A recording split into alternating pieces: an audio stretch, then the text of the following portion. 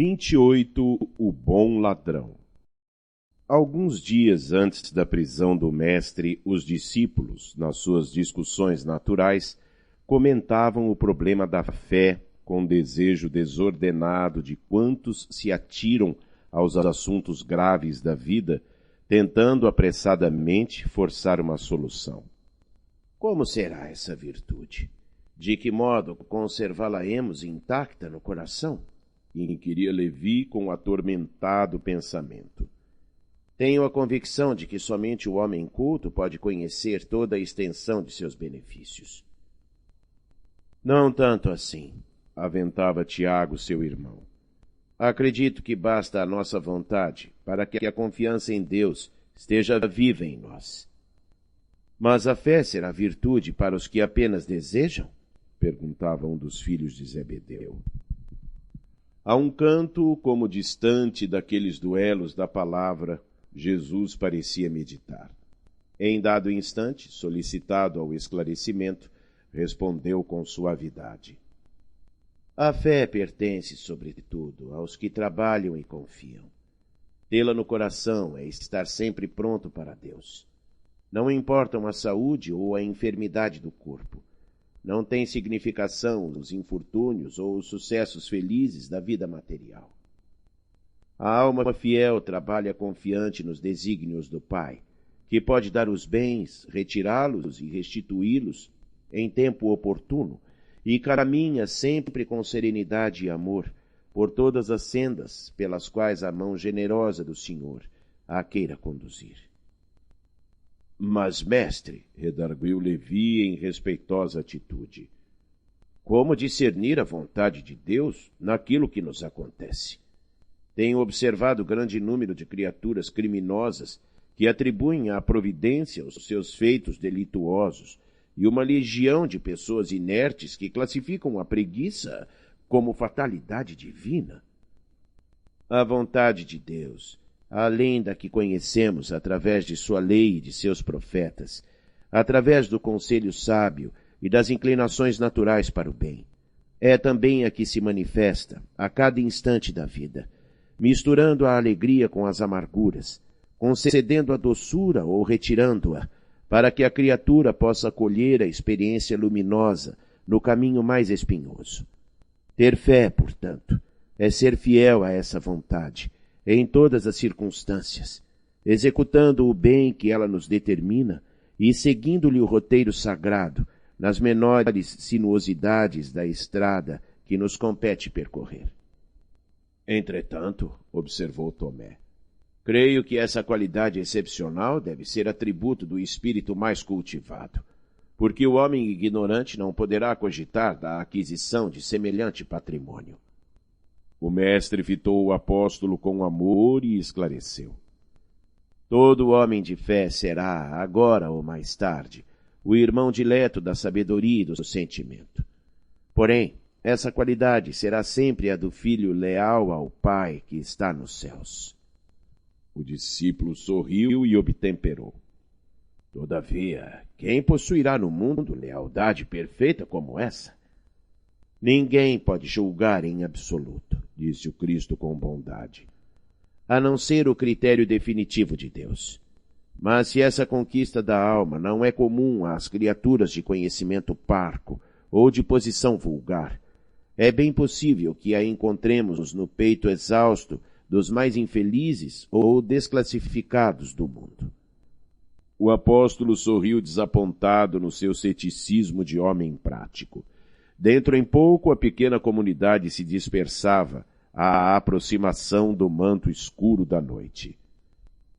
Na hora sombria da cruz, disfarçado com vestes diferentes, Tomé acompanhou passo a passo o corajoso Messias. Estranhas reflexões surgiam-lhe no espírito. Sua razão de homem do mundo não lhe proporcionava elementos para a compreensão da verdade de toda. Onde estava aquele Deus amoroso e bom sobre quem repousavam as suas esperanças? Seu amor possuiria apenas uma cruz para oferecer ao filho dileto? Por que motivo não se rasgavam os horizontes para que as legiões dos anjos salvassem do crime da multidão inconsciente e furiosa o mestre amado. Que providência era aquela que não se manifestava no momento oportuno? Durante 3 anos consecutivos haviam acreditado que Deus guardava todo o poder sobre o mundo. Não conseguia, pois, explicar como tolerava aquele espetáculo sangrento de ser o seu enviado, amorável e carinhoso, conduzido para o madeiro infante sob impropérios e pedradas. O prêmio do Cristo era então aquele monte da desolação reservado aos criminosos? Ansioso, o discípulo contemplou aquelas mãos que haviam semeado bem e o amor, agora agarradas à cruz como 2 flores ensanguentadas. A fronte aureolada de espinhos era uma nota irônica na sua figura sublime e respeitável. Seu peito tremia ofegante, seus ombros deveriam estar pisados e doloridos. Valera a pena haver distribuído entre os homens tantas graças do céu? O malfeitor que assaltava o próximo era agora, a seu ver, o dono de mais duradouras compensações. Tomé se sentia como que afogado. Desejou encontrar algum dos companheiros para trocar impressões, entretanto, não viu um só deles. Procurou observar se os beneficiados pelo Messias assistiam ao seu martírio humilhante na hora final, lembrando que ainda na véspera se mostravam tão reconhecidos e felizes com a sua santa presença. A ninguém encontrou. Aqueles leprosos que haviam recuperado o dom precioso da saúde, os cegos que conseguiram rever o quadro caricioso da vida, os aleijados que haviam cantado hosanas à cura de seus corpos defeituosos, estavam agora ausentes, fugiam ao testemunho. Valera a pena praticar o bem? O apóstolo, mergulhado em dolorosos e sombrios pensamentos, deixava absorver-se em estranhas interrogações. Reparou que em torno da cruz estrugiam gargalhadas que reportavam ironias. O mestre, contudo, guardava no semblante uma serenidade inexcedível. De vez em quando seu olhar se alongava por sobre a multidão, como querendo descobrir um rosto amigo.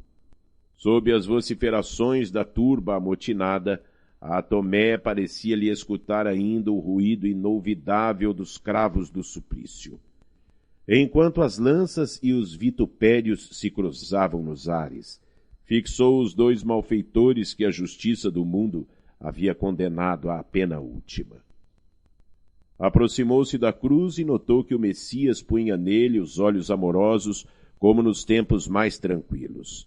Viu que um suor empastado de sangue lhe corria do rosto venerável, misturando-se com o vermelho das chagas vivas e dolorosas.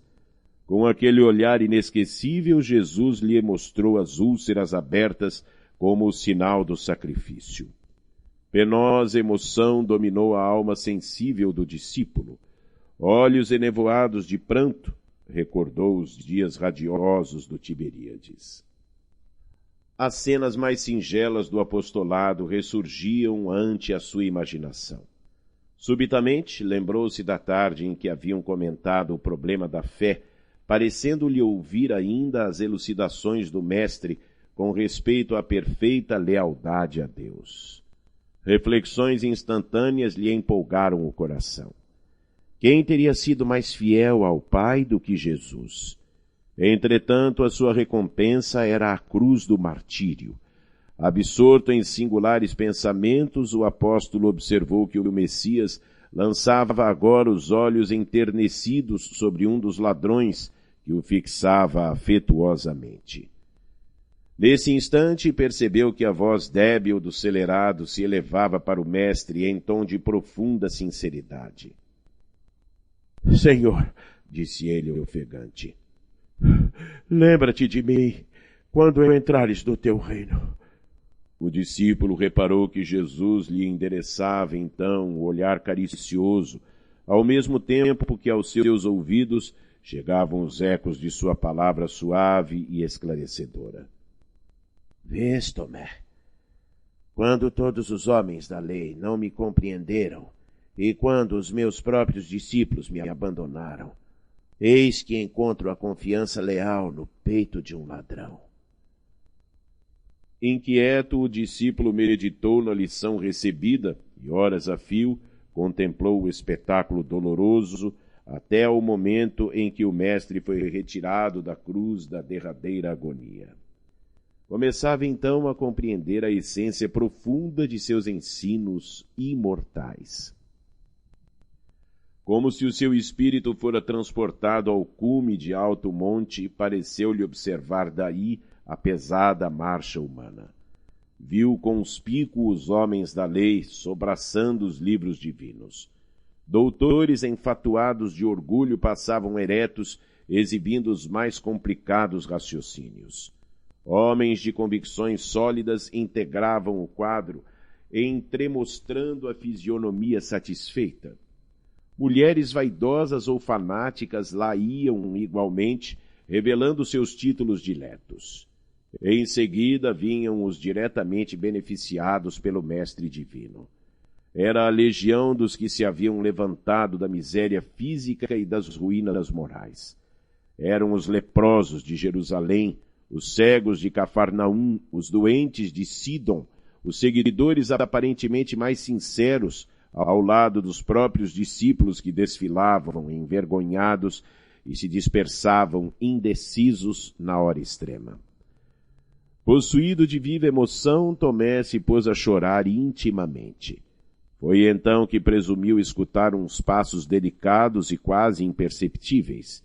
Sem poder explicar o que se dava, julgou divisar a seu lado a inolvidável figura do mestre, que lhe colocou as mãos leves e amigas sobre a fronte atormentada, repetindo-lhe ao coração as palavras que lhe havia endereçado da cruz. Vês, Tomé, quando todos os homens da lei não me compreenderam e os próprios discípulos me abandonaram, eis que encontro a confiança leal no peito de um ladrão.